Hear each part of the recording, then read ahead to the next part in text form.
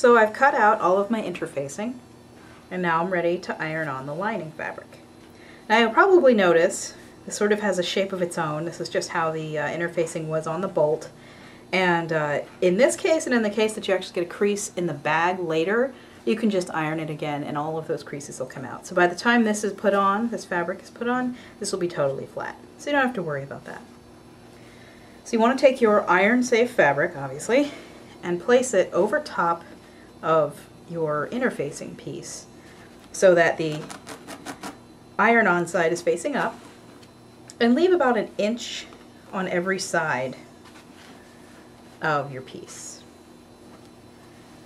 That will be your seam allowance that you'll use to either glue down at the top edges or sew together around the bottom and sides. Now as well, this fabric, the lining fabric you choose, it needs to be iron safe up to the wool setting.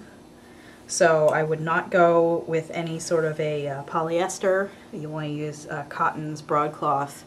In this case, it's a calico weave. It's actually one of our connecting threads fabrics. Quite lovely for bag lining, I must say. So once you have it all lined out, following the manufacturer's instructions, you want to place your pressing cloth over top. Now obviously the instructions say to use a steam iron, and again I'm not going to do that because we have photo equipment in here.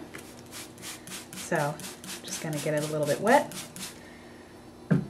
And then moving successively, overlapping your iron strokes, you want to press and hold down the iron for 10 to 15 seconds, going across, down until you covered the entire surface.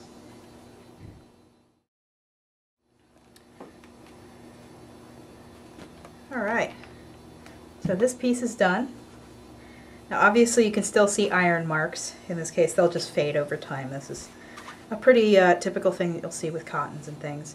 And you can see why I recommend using a fabric pen to outline, because the crayon actually soaks through the fabric a little bit, so you can see the outline in this case. You wouldn't see it if you used a fabric marker, but you wouldn't see it if I used a fabric marker. So you can see that this piece is completely done. It's stiff, it's flat.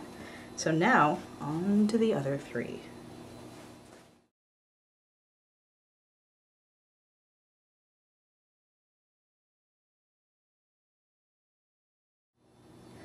Once you have all your fabric ironed onto your interfacing, cut each piece out, leaving about 1/2 inch to 1 inch around the entire piece.